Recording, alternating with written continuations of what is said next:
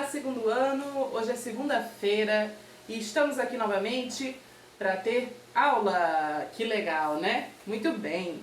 Hoje a gente vai começar com a aula de matemática e português, tá bom? Na verdade hoje vai ser matemática e português. Toda segunda-feira, matemática e português, tá bom? Eu espero que vocês tenham tido um ótimo fim de semana, que vocês estejam bem e estudando bastante, né? Que é o que importa.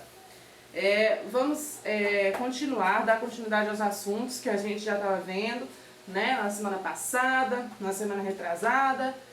E vamos estudar, né? Matemática, a gente vai continuar vendo dezenas exatas, tá bom? E porque a gente, tá quase chegando na segunda unidade. Daqui a pouquinho nós estaremos já na segunda unidade, ok? Ainda estamos na primeira. Vamos lá. Você tem aí do seu lado o livro de matemática e de português, né? Pra gente estudar direitinho. O livro de matemática, o meu livro aqui diz que o seu livro de matemática é na página 21, que tem o assunto das dezenas exatas. Que eu já expliquei pra vocês, que são as dezenas completas. A cada 10 números eu tenho uma dezena. Ou a cada 10 unidades eu tenho uma dezena. Então o que é uma dezena exata? Os 10 números completos lá, as 10 unidades completas, uma dezena exata, tá bom? Deixa eu ver aqui no seu livro. Livro do segundo ano de matemática. Quem não tem o livro, pode só prestar atenção, né? Como eu sempre digo. E se tiver alguma dúvida, perguntar. Estou procurando aqui no seu livro de matemática para ver se você já fez todas as atividades. Obviamente que você não vai precisar fazer mais, apenas as atividades da plataforma, tá bom? Dezenas exatas, aqui. Dezenas exatas começa na página 21, aí vai para a página 22, tem as atividades da página 22 do seu livro. Se você ainda não fez a atividade da página 22, você faça, tá bom? E é só a página 22, basicamente. Se houver na página 23 atividades sobre dezenas exatas, você pode fazer também, ok? Como você já deve ter realmente compreendido, que dezenas exatas são 10 unidades completas. Se eu tiver o número 23, por exemplo, eu tenho duas dezenas, porque 20, né? Duas dezenas exatas e 3 unidades. Ainda falta 7 unidades para chegar a mais uma dezena.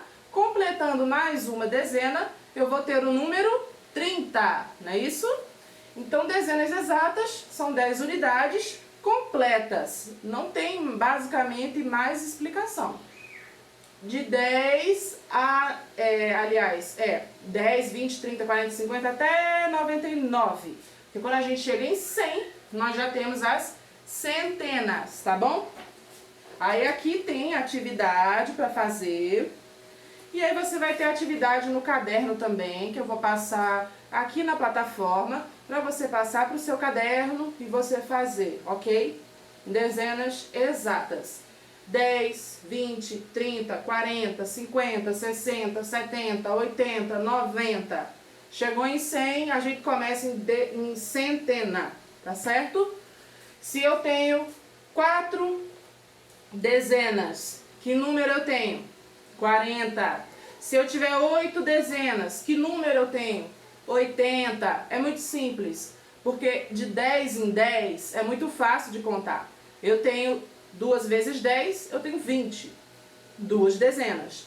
Se eu tenho 4 vezes 10, eu tenho 40. 4 dezenas. E assim com qualquer número até 99. Tá bom? Quantas dezenas até 100 a gente tem? Quantas dezenas exatas a gente tem até o número 100? Nós temos 10. São 10 dezenas. Porque 10 vezes o número 10... 100, entendeu? 10 vezes 10 é igual a 100. Então, até chegar em 100, eu tenho 10 dezenas exatas. E a partir de 100, eu vou ter dentro do grupo da centena dezenas, 10 dezenas, até chegar em 200. A partir de 200, eu vou ter um novo grupo de 10 dezenas, até chegar em 300. E assim por diante, até chegar em 1000. Então, por isso, lembrando lá, recordando, que o nosso sistema de numeração é chamado de sistema de numeração decimal, porque vem de 10. A cada 10 unidades eu tenho uma dezena, e a cada 10 dezenas, sempre de 10 em 10, eu tenho mais uma centena. Então eu tenho sempre de 10 em 10. 10 unidades, uma dezena. 10 dezenas, uma centena. Então é sempre de 10 em 10. Os nossos números são sempre agrupados de 10 em 10. Por isso o nome sistema de numeração decimal. Tá certo? Se tiver alguma dúvida, pode entrar em contato comigo, que eu estou disponível para tirar dúvida, ok?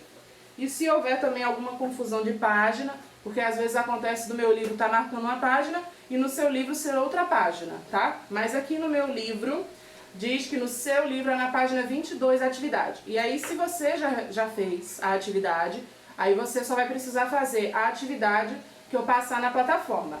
Lembrando, eu venho reparando que tem algumas pessoas que não estão fazendo as atividades da plataforma.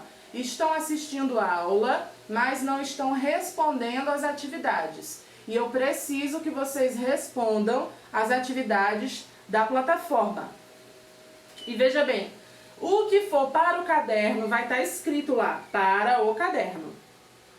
Se não tiver escrito que é para fazer no caderno, então é porque deve ser respondido aqui na plataforma, tá certo? Então responda as atividades, porque senão isso pode prejudicar a sua nota depois, tá bom? Não somente assista às aulas, mas também responda. E responda aqui, na plataforma. O que tiver que ser para o caderno, vai estar escrito que é para o caderno. Ok? Tá. Agora a aula de português. Já pega seu livro. Eu estou aqui com o meu, né? E deixa eu pegar o seu livro de português do segundo ano. Eu estou aqui com 2 livros meus. E deixa eu ver aqui qual é a página. A gente estudou encontros vocálicos, não é isso? Que a gente viu na aula passada e eu passei a atividade. Não sei se você fez, se você tem o livro. Eu quero as atividades feitas, ok? Eu lembro que eu li, né, o textinho chamado Sapo Cururu, que é de domínio público, inclusive. Ele não tem um pertencimento, ele não pertence a uma pessoa, exatamente. Ele pertence ao domínio público. E Sapo Cururu tem musiquinha e tem a poesia, que eu li, né? Mostrando sobre os encontros vocálicos. Relembrando, o que são encontros vocálicos? São encontros das vogais nas palavras. Então, na palavra rio, por exemplo, abra aí seu livro na página 28. Na palavra rio, eu tenho um encontro vocálico entre a letra I e a letra O. Rio. Esse encontro vocálico, né, esse encontro de 2 vogais, é o que nós chamamos de encontro vocálico. Relembrando lá, bem basiquinho, quais são as 5 vogais? A, E, I, O, U. Qualquer encontro em qualquer palavra de uma dessas vogais, né, de 2 ou mais, a gente chama de encontro vocálico. Bem fácil, tá? E aí, no encontro vocálico, a gente tem, né, algumas regrinhas, né, que a gente tem ditongo, tritongo e hiato, certo? Muito fácil. Ditongo. O que é um ditongo? É um encontro de 2 vogais juntinhas, certo? Ditongo, encontro de 2 vogais. Tritongo é um encontro de 3 vogais, ok? Como, por exemplo, na palavra Paraguai. Nesse guai, eu tenho G, U, A, I. Então, eu tenho 3 vogais. U, A, I. Paraguai.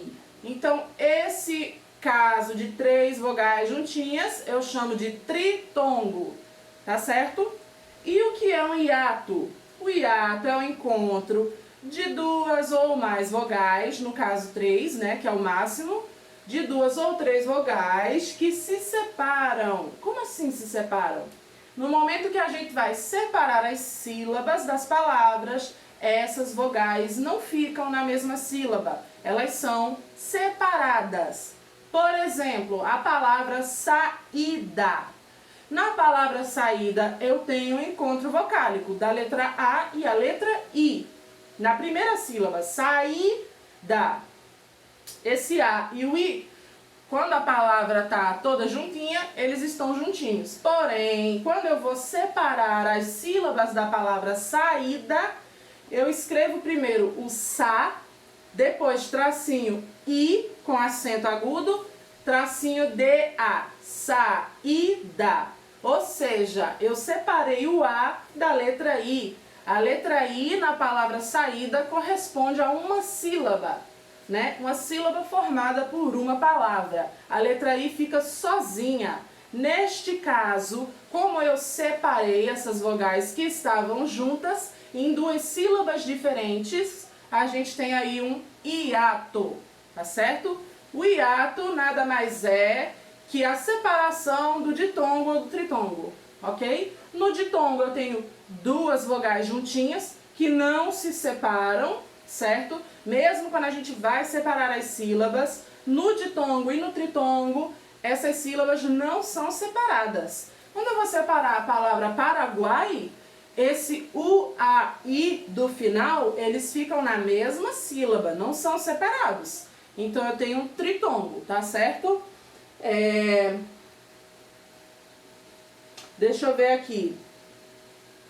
Na palavra estou, eu tenho um ditongo, porque eu tenho O, U juntinhos, certo? Na sílaba tou, eu tenho O e U juntinhos, eu tenho ali um ditongo. Quando eu vou separar esta palavra por sílaba, estou, as 2 vogais permanecem juntas na mesma sílaba. Por isso eu tenho um ditongo. Qualquer palavra que na hora de separar as vogais ficarem sílabas diferentes, como no caso da palavra saída, então eu tenho aí um hiato, tá certo? Outro exemplo de hiato, a palavra saúde.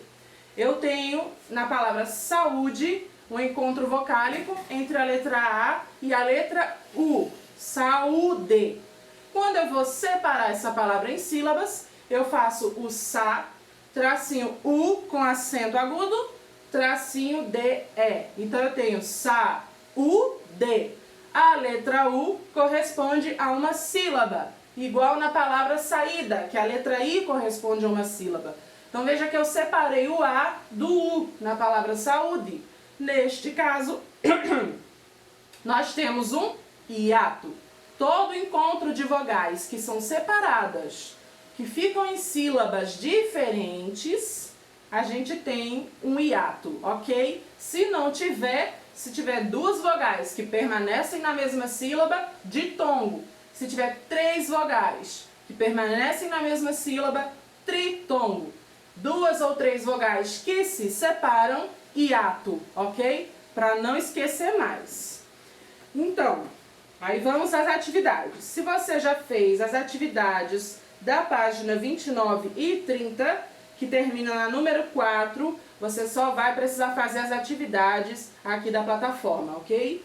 Eu reparei que vocês não responderam as atividades desse assunto da outra semana, eu não vi as respostas. Então, prestem atenção para responderem as atividades, ok?